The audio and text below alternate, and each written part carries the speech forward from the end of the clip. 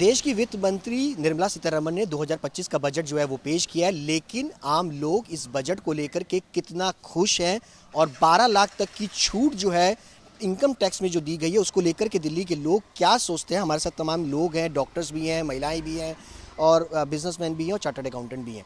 किस तरीके से आप देखते हैं इस पूरे बजट को? 12 लाख तक की छूट, कोई इनकम टैक्स जो है वो नहीं देना पड़ेगा। देखिए, पिछले 8 साल तक लगातार फाइनेंस मिनिस्टर साहब बजट देती रही हैं। इस बजट के अंदर उन्होंने ऐसा धमाका किया है कि कंप्लीट बजट को मैं ये कहूँगा ये मिडिल क्लास के लिए ओरिएंटेड बजट है, उन्हीं को देख के बनाया गया। और इसका जो मेजर बेनिफिट है, आप ये देखिए कि जो उनकी बजट स्पीच के अंदर उन्होंने जो दिया है उसमें 20 लाख रुपए के ऊपर जो है इनकम है अगर आपकी, तो 90,000 रुपये का जो है टैक्स की रिबेट है। 24 लाख की इनकम पे 1,10,000 है, 50 लाख की इनकम के ऊपर 1,10,000 है, 12 लाख तक ज़ीरो है और 12 लाख पे जो बेनिफिट आ रहा है वो उनके हिसाब से 80,000 का आ रहा है। तो आप अनडाउटेडली, अगर सपोज मेरी इनकम 24 लाख है तो मेरे पास 1,10,000 रुपया जो है वो इनकम टैक्स का बचेगा। अब मेरे को इससे क्या फ़ायदा होगा और कंजम्पशन में क्या फ़ायदा होगा? इस वक्त आप ये देखिए, इस बार जो इकोनॉमिक सर्वे आया है उस सर्वे के अंदर जो कंजम्पशन है उसी के बारे में सबसे ज़्यादा चिंता आरबीआई ने भी जताई है और फाइनेंस मिनिस्ट्री ने भी जताई है। कंजम्पशन लो साइड पे चल रहा है, रूरल में जहां थोड़ा सा बढ़ा वो अर्बन के अंदर काफ़ी कम हो गया। कंजम्पशन को लगातार बढ़ाने की सरकार की कोशिश थी। कंजम्पशन कैसे बढ़ सकता है? कंजम्पशन बढ़ने का सिर्फ एक ही तरीका है कि आप डिस्पोजेबल इनकम जो है उसको कंज्यूमर के हाथ में बढ़ा दें ताकि वो उसे फ्रीली स्पेंड कर पाए।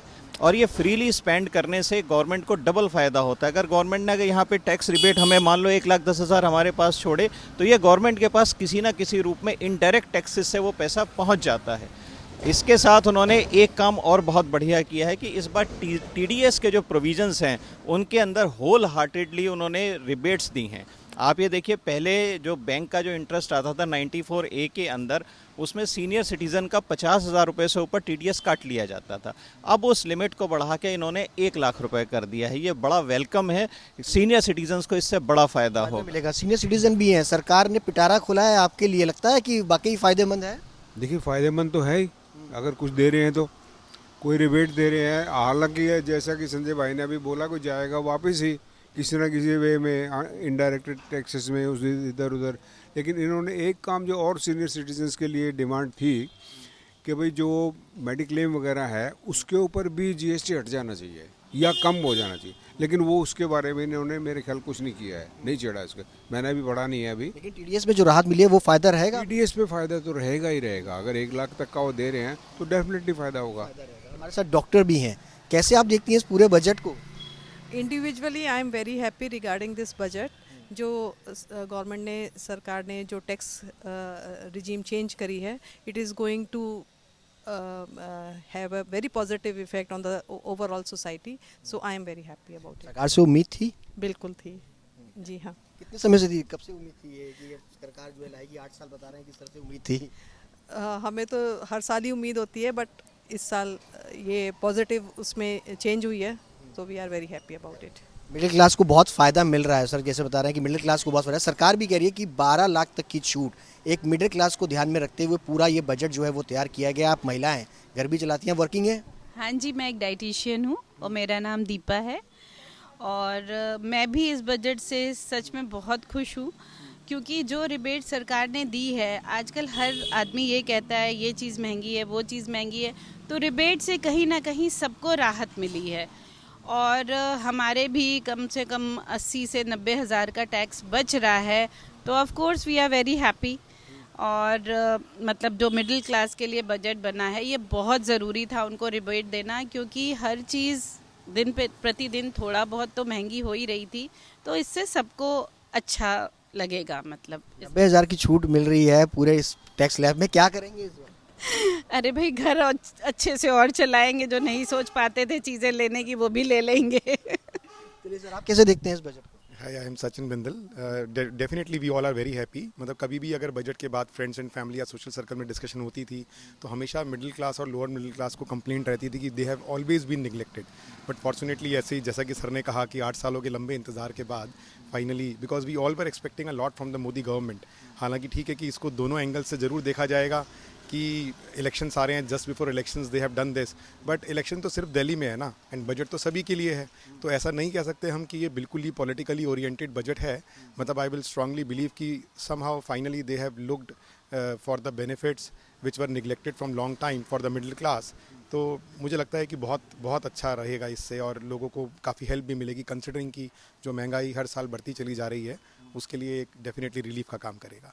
चुनाव की आपने बात करी, क्या लगता है चुनाव का असर पड़ेगा इससे चुनाव पर? देखिए, पढ़ना तो चाहिए ही चाहिए, क्योंकि कहीं ना कहीं अगर हम ईमानदारी से बात कहें तो हर आदमी अपने निजी स्वार्थ को ध्यान में रखते हुए वोटिंग करता है। अगर ऐसा नहीं होता तो हमारे इंडिया की पॉलिटिक्स इतनी ख़राब होती ही नहीं, क्योंकि हम लोग कैंडिडेट को वोट ना करके हम अपने पर्सनल इंटरेस्ट में वोट करते हैं कि जहाँ से हमें फ्रीबीज ज़्यादा मिल रहे होते हैं या कुछ और फैसिलिटीज़ एक्स्ट्रा मिलती हैं। अगर हम एक अच्छे कैंडिडेट को, एक अच्छे पॉलिटिशियन को वोट करेंगे तो शायद हम लोग भी एक बेहतर सरकार पा पाएंगे, और उनको भी मन में एक डर रहेगा कि अगर हमने काम नहीं किया तो we will be kicked out. ऐसा नहीं है कि हम चुनाव के टाइम पे कुछ ल्यूक्रेटिव वादे करके और फिर हम इस चुनाव को जीत जाएंगे।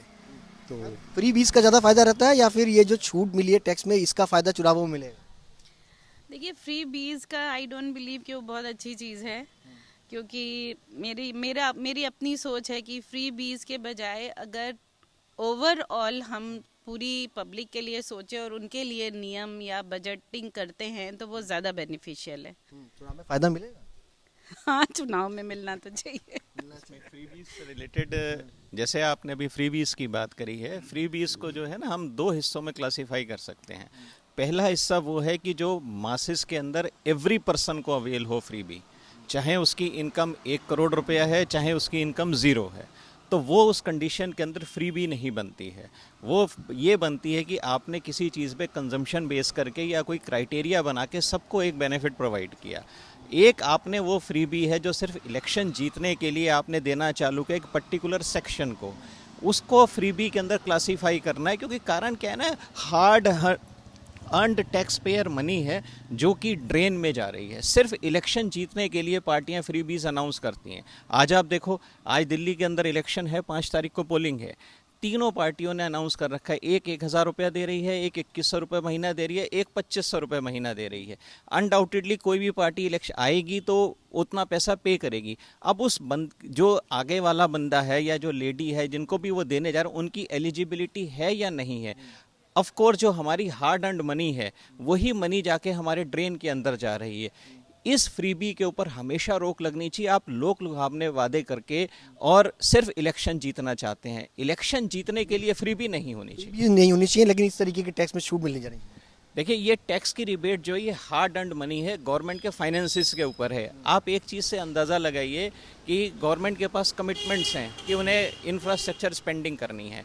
आज जो आपकी इकोनॉमिक सर्वे आया है उसके अंदर जो गवर्नमेंट की इंफ्रा फंडिंग है वो 10% गिर के करीब जो है 5.4% जो है पिछले सेकंड क्वार्टर के अंदर रह गई। तो इसका मतलब ये कि इंफ्रा फंडिंग कम हो रही है, तो देश के अंदर जो प्रोग्रेस है वो रुकेगी। अब प्रोग्रेस रुकने के लिए सरकार को, जैसे आपने हमें तो हमारा पैसा वापस किया या हमारे को थोड़ा सा आपने, समझ लीजिए, मैं तो ये कहूँगा हमारे पर थोड़ा एहसान कर दिया, लेकिन हम ये चाहते हैं कि सरकार अपनी जो मशीनरी है, जो उनके एक्सपेंडिचर हैं, उनके ऊपर कमर कसे। आप ये देखिए, बजट का 80% हिस्सा जो है वो रेवेन्यू एक्सपेंडिचर है। रेवेन्यू एक्सपेंडिचर जो है मेंटेनेंस में जाता है, कैपिटल एक्सपेंडिचर हार्डली 20 या 25% रह जाता है जो इनकम जनरेटिंग एसेट्स क्रिएट हो रही हैं। तो कहीं ना कहीं ज़रूरी है कि सरकार अपना जो ब्यूरोक्रेसी है, अपने जो सफ़ेद हाथी पाल रखे हैं, उनको कमर कसे और 10 से 15% उसके अंदर वो रेट रिबेट लाए। अब आप देखो ना साहब, अमेरिका के अंदर एलन मस्क को डोनाल्ड साहब ने अपॉइंट कर दिया, किस लिए किया है कि वो $2 ट्रिलियन यानी 2 लाख करोड़ रुपया जो है वो बचाना चाहते हैं थ्रू गवर्नमेंट एफिशिएंसी। मेरे को इस बजट में एक ही उम्मीद थी कि शायद मोदी साहब भी जो है कोई ना कोई ऐसा एफिशिएंसी के लिए कोई प्रोजेक्ट तैयार करेंगे जिससे कि जो ब्यूरोक्रेसी की कॉस्ट है, गवर्नमेंट की रनिंग की कॉस्ट है, वो कम हो और एक फेयर मैसेज जो है वर्ल्ड वाइड जाएगी कि इंडिया जो है अपनी तरफ ग्रोथ में आगे बढ़ रहा है और विकसित भारत जरूर बनेगा। आखिरी सवाल, बजट कैसा रहा? एक शब्द में। Budget is excellent. आपका क्या कहना है? Excellent, very good. बजट कैसा है मैम? बजट बहुत अच्छा है और हम लोग सच में इस बजट से बहुत खुश हैं। आपका क्या मानना है? बिल्कुल यही कि मुझे लगता है ज़्यादातर लोग तो इससे खुश होंगे ही होंगे जी। आपको कैसा कहना है? It's a long awaited budget, जो पिछले 8-10 साल से 15 साल से जो एक्सपेक्ट कर रहे थे मिडिल क्लास को कुछ नहीं मिल रहा था, वो इसमें दिया है इन्होंने। बहुत बहुत शुक्रिया। दिल्ली की जनता, महिलाएं, डॉक्टर, RWAs और तमाम ये लोगों का कहना है कि इस बार का बजट पिछले 8 साल से जो उम्मीद थी उस बजट को आज मोदी सरकार ने मिडिल क्लास को ध्यान में रखते हुए पूरा किया है। कैमरा पर्सन कुंज बिहारी के साथ सुशांत मेहरा, दिल्ली, आज तक।